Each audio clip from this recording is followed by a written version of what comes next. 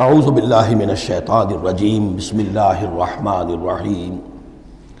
سورۃ التکویر، ویسے تو یہ 4 سورتوں کا جو یہ آیا ہے، دو کے 2 جوڑے ہو چکے۔ اب یہ ہے کہ اس سورہ مبارکہ کا پھر جوڑا جو ہے سورہ انفطار آئے گا بعد میں، لیکن یہ کہ 4 سورتیں تکویر، انفطار، مطففین اور انشقاق، یہ چاروں جو ہے مل کر بھی ایک گروپ بنتی ہیں۔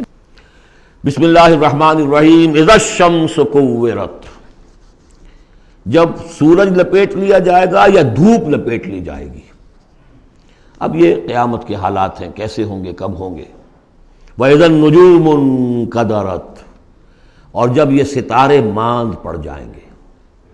وَإِذَا الْجِبَالُ سُيِّرَتْ، جب کہ پہاڑ چلائے جائیں گے۔ وَإِذَا الْعِشَارُ عُطِّلَتْ، اور جب کہ گابھن بیاہنے والی جو ہیں اونٹنیاں وہ کھلی پھریں گی۔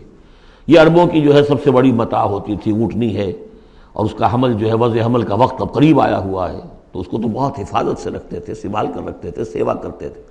اس وقت کس کو فکر ہوگی؟ خود اس وقت عورتوں کو اپنے حمل کی فکر نہیں ہوگی تو وہ اونٹنیوں کے حمل کی کس کو فکر ہے؟ وَإِذَا الْعِشَارُ عُطِّلَتْ، وہ ایسی پھریں گی کہ کوئی ان کو پوچھتا ہی نہیں۔ وَإِذَا الْوُحُوشُ حُشِرَتْ، اور جب کہ وحشی جانور جو ہیں وہ بھی جمع ہو جائیں گے، ان کے اندر بھی وہ وحشت وغیرہ ختم ہو جائے گی۔ وَإِذَا الْبِحَارُ سُجِّرَتْ، اور جب سمندر دہکا دیے جائیں گے، ابالے جائیں گے۔ یہ اگلی صورت میں بھی آئے گا، وہاں فجرت ہے، یہاں سجرت ہے۔ محسوس ایسا ہوتا ہے واللہ عالم کہ زمین کو جب کھینچا جائے گا تو اس کے اندر کی گرمی جو ہے وہ اوپر آئے گی، اور سمندروں کے نیچے گویا کہ یوں سمجھیے کہ جیسے سمندریں ہوں گے، سمندر بن جائیں گے بہت بڑی دیگیں، جن کے نیچے وہ آگ جو ہے وہ قریب آ کر جب جلے گی تو یہ سمندر جو ہے یہ ابل رہے ہوں گے، اور ابل کر جو ہے کہ بخارات بنیں گے۔ اذا البحار سجرت واذا النفوس زوجت، اور جب جانوں کو جوڑ ملائے جائیں گے، یعنی مختلف لوگوں کے کہ یہ کس قسم کے لوگ تھے، یہ کس قسم کے لوگ تھے، یا علیحدہ علیحدہ یوزعون جو آیا ہے ان کو مختلف جماعتوں میں تقسیم کیا جائے گا۔ واذا الموءودۃ سئلت، اور جب کہ وہ لڑکی، وہ بیٹی کہ جو زندہ دفن کر دی گئی تھی، اس سے پوچھا جائے گا بأی ذنب قتلت، کہ وہ کس گناہ کی پاداش میں قتل کی گئی تھی۔ دیکھیے کس قدر لطیف ہے، اس سے پوچھا جائے گا تجھے کس لیے قتل کیا گیا۔ بأی ذنب قتلت وإذا الصحف نشرت، جب صحیفے کھول دیے جائیں گے یعنی اعمال نامے۔ وإذا السماء کشطت، اور جب آسمان کی کھال اتار لی جائے گی، جیسے جانوروں کی کھال جب اتار لی جاتی ہے تو اب وہ اندر سے گوشت سارا نظر آ رہا ہے، تو ایک مفہوم تو یہ ہے کہ آسمانوں کے اوپر جو کچھ ہے وہ بھی انسانوں کو نظر آنے لگے گا۔ اور ایک یہ بھی ہے کہ جو ہم نے پڑھا تھا سورہ رحمان میں، فَإِذَا انشَقَّتِ السَّمَاءُ فَكَانَتْ وَرْدَةً كَالدِّهَانِ، تو جیسے کہ جانوروں کی جب کھال اتر جاتی ہے تو اندر سے سرخ گوشت نکلتا ہے، اسی طریقے سے اس وقت جو ہے پہاڑ کی ان کے آسمانوں کی شکل ہو جائے گی۔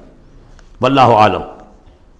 وَإِذَا الْجَحِيمُ سُعِّرَتْ، اور جب کہ جہنم دہکائی جائے گی۔ وَإِذَا الْجَنَّةُ أُزْلِفَتْ، اور جب جنت قریب لے آئی جائے گی۔ ان 13 آیتوں کے بعد فرمایا عَلِمَتْ نَفْسٌ مَّا أَحْضَرَتْ، ہر جان لے گی کہ اس نے کیا چیز یہاں پہنچائی ہے، کیا حاضر کی ہے، کیا عمل لے کر آئی ہے۔ اس وقت سب کے سامنے اپنا کچا چٹھا آ جائے گا۔ فَلَا أُقْسِمُ بِالْخُنَّسِ الْجَوَارِ الْكُنَّسِ وَاللَّيْلِ إِذَا عَسْعَسَ، تو نہیں، قسم ہے مجھے ان ستاروں کی جو سیدھا چلتے چلتے پھر پیچھے ہٹنا شروع کر دیتے ہیں۔ الجوار الکنس، اور پھر وہ دبک جاتے ہیں۔ اب یہ میں زیادہ فلکیات سے واقف نہیں ہوں، لیکن یہ یہاں لکھا ہے مولانا شبلی عثمانی نے کہ کئی سیاروں مثلا زحل، مشتری، مریخ، زہرہ، عطارد کی چال اس ڈھب سے ہے کہ کبھی مغرب سے مشرق کو چلے، یہ سیدھی راہ ہوئی، کبھی ٹھٹک کر الٹے پھرے، اور کبھی سورج کے پاس آ کر کتنے ہی دنوں تک غائب رہے۔ یہ گویا کہ اس کا نقشہ ہے۔ اب اس کو تو ظاہر بات ہے کہ ایسٹرونومی والے جو ہیں اس پہ محنت کریں اور دیکھیں کہ اس کے ساتھ کیا مطابقت پیدا ہوتی ہے۔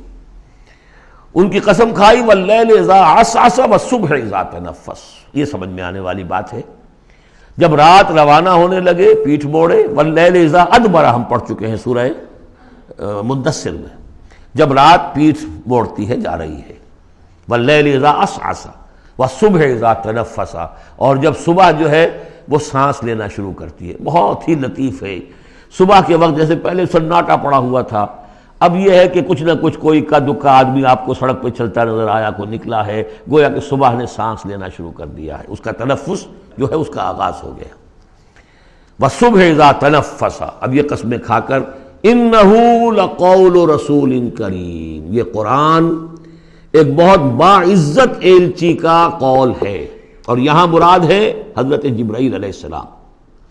اس سے پہلے سورہ حاقہ میں ہم پڑھ چکے ہیں انہ لقول رسول کریم، وہاں رسول کریم سے مراد محمد رسول اللہ ہے۔ اور سورہ حج میں ہم پڑھ چکے ہیں اللہ یصطفی من الملائکۃ رسلا ومن الناس، اللہ چن لیتا ہے، پسند کر لیتا ہے فرشتوں میں سے بھی ایلچی پیغامبر اور انسانوں میں سے بھی۔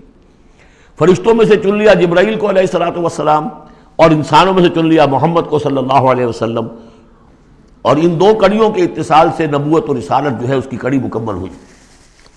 تو اب یہ دونوں جو کڑیاں ہیں، رسول کریم بشر یعنی محمد، رسول کریم ملک یعنی جبرائیل، اور ان کی ملاقات کا معاملہ، وہ میں سورہ النجم میں جو معاملہ آیا تھا، افق مبین پر، افق اعلیٰ پر ان کو دیکھا ہے۔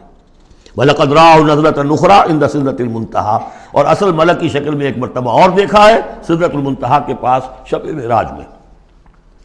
إِنَّهُ لَقَوْلُ رَسُولٍ كَرِيمٍ ذِي قُوَّةٍ عِندَ ذِي الْعَرْشِ مَكِينٍ، وہ فرشتہ بہت قوت والا ہے، اور جو عرش والا ہے یعنی اللہ، اس کے قریب اس کا ٹھکانہ ہے۔ عند ذی العرش مکین، بہت پائے والا، مقربین میں سے ہے۔